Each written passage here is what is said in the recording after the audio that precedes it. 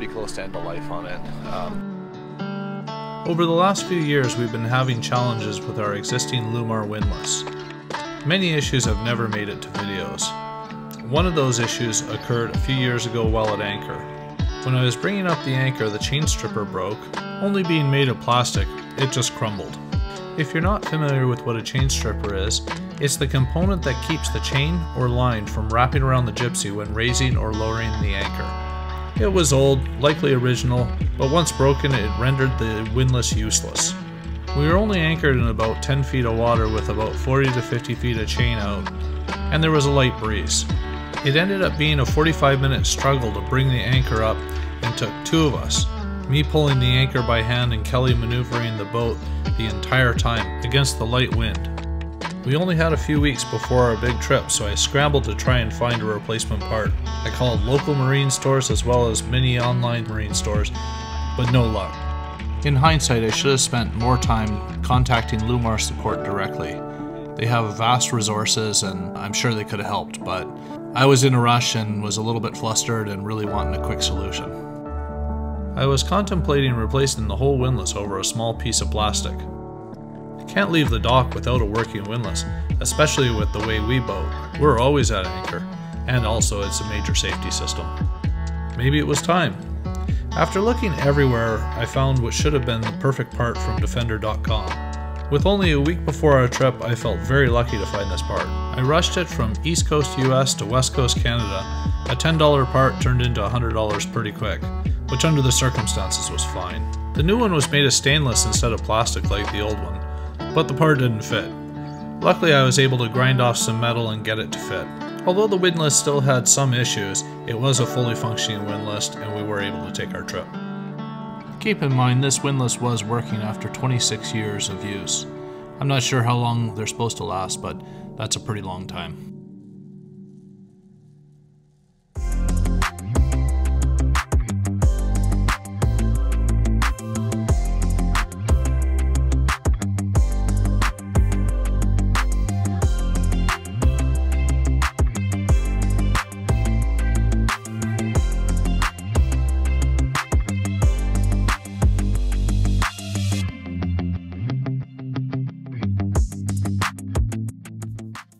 Okay, we have actually committed to a windlass here, and we just ordered it this past week. We did think quite long and hard about it. We debated on should we go new, should we overhaul the old one. Lots of things to factor in. Lots of, so many different models and brands.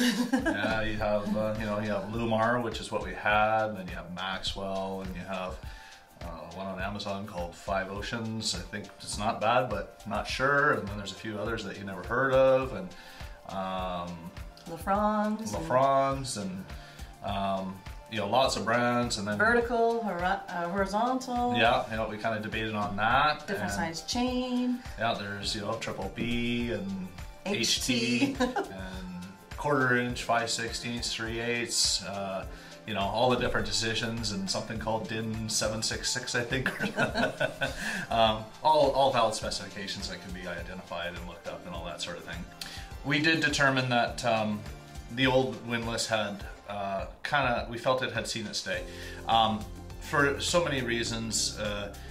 Without the ability to pull up an anchor on some sort of failed, on some sort of electrical failure, that kind of made us concerned, because the boat is big enough and heavy enough where the anchor and rode becomes heavy enough where it would be a real difficult situation to do it by hand. And yeah, and it was getting where when we would pull up anchor, Matt's usually on the bow, and I'll be at the controls on the fly bridge, and even putting the RPMs up, really struggling to. Yeah, I think, in honesty, I think the brushes were probably getting a little worn, the bearings were probably getting a little worn, all serviceable items.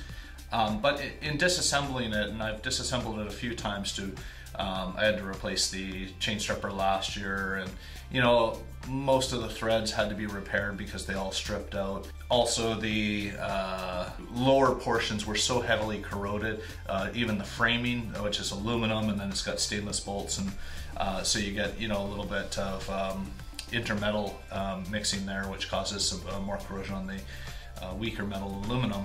But the aluminum had been sort of almost crumbling away, and just because it's always getting covered in salt. And that unit is like 26 years old, so yeah, I think it's time to replace it.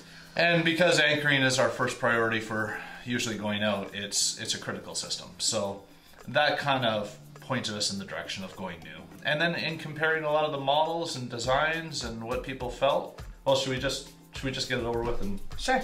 All right, so we got the LoFrans Cayman. I think it's the LoFrans 88, they refer to it as. Looks like a good unit. The Tigress, Cobra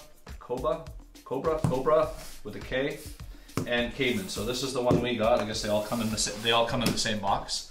Yeah, you know, this one had a lot of the options we were looking for. It's 1,000 watts, which that's fairly consistent with our electrical system. That won't require any upgrades behind that.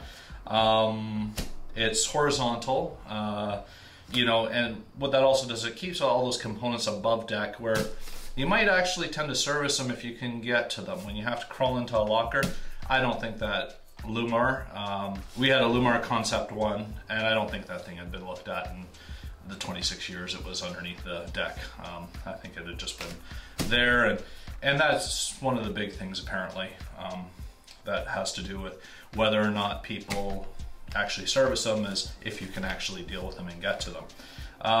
The other thing is, this one has a ratcheting mechanism that you can pull up manually. I really like that, just in case, you know, you have an electrical issue or something with the motor goes wrong, anything like that. You still get the anchor. You still get the anchor up. I'm sure it wouldn't be easy on a deep anchorage, but you can still do it. And also with our existing system, I would have had to buy a new Gypsy. And you know, they're like $200-300 or something like that. But to go and put $200-300 into an old windlass that's probably seen its day, to switch to the 5/16 chain. 3/8 is great because it's heavy, but it's also not so good because it's heavy. You pack a lot more weight in the locker. It's a lot harder on the equipment to pull it up and down. And once it's down, your catenary curve is much better, and it helps that way. But I think for our size of boat, 5/16 is the right size, and I think most people would probably agree with that. But let's have a look at what we got here. Okay, well, let's tear into it.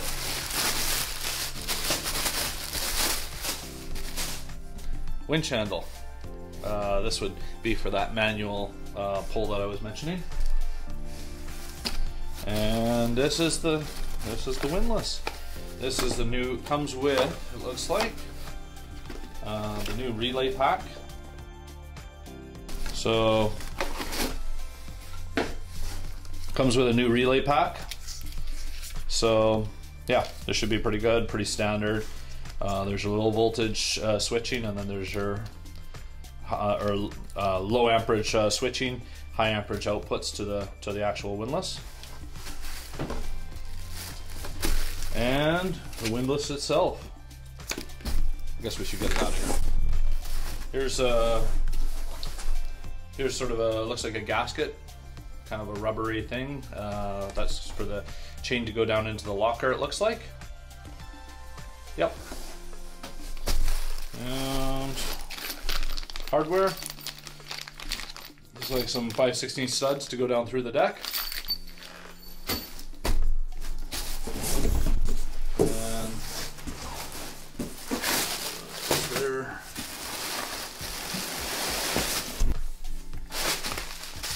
Okay, so here's the power leads here, it looks like. One thing I noticed right away, nice heavy, and they're nice tinned wires. And little tag here. We trust that you just gained 15 to 20 years of hassle-free windlass solution. That sounds good. Hopefully we'll have the boat for 15 to 20 years. So the one thing I like about this one too, it also has a spool here. So you can use this to pull up a crab trap or a prawn trap, probably a prawn trap because crab traps are usually not that deep. Right here is where the handle can go in to pull it up manually. And here's our 5/16 G4 gypsy. There's the clutch.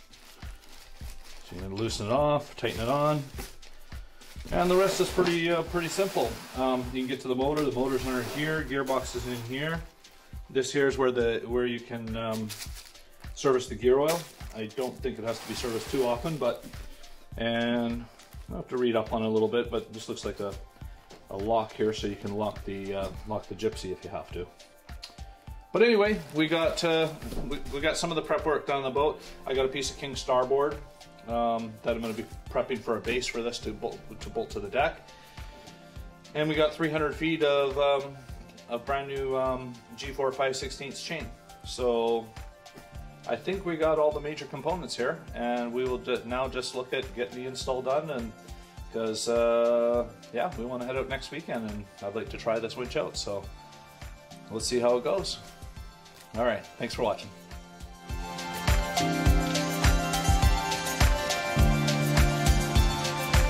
All right, so most boaters nowadays, you're probably pretty familiar with this stuff.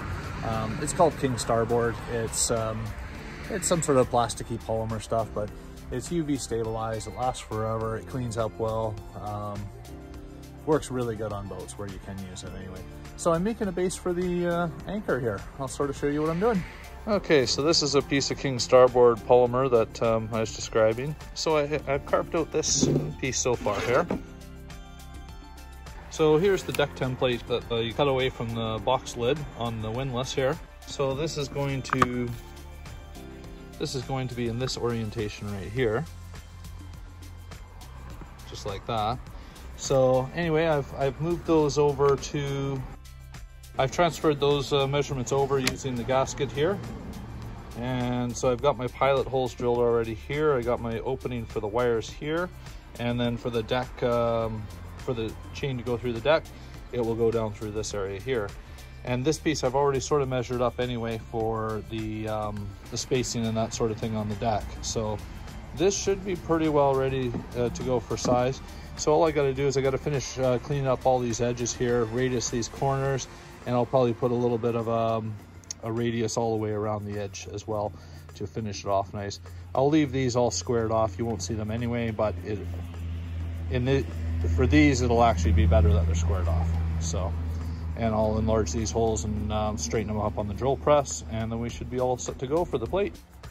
Okay, and then I got this plate all finished now. So I got the edges rounded off there, and I got them radiused here, and I got the studs on the bottom of the windlass, and got the gasket there. I think we're all pretty well good to go. I think that's what it's going to look like here. So we'll put that down. This will nicely overlap the deck where it's been kind of marred up over the removal of the last one, and where I filled it with epoxy. And this should sort of cover over that and give us a good base to put down some bedding compound and seal it all off nicely. And we'll catch most of the particulate when pulling up the anchor off the chain coming off the windlass here. And overall, it looks like it should be a pretty good install.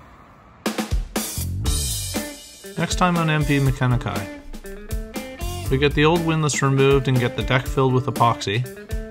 We get the holes drilled for the new windlass, and then we get all the finishing touches put in and get the chain put in the logger. Thanks for watching.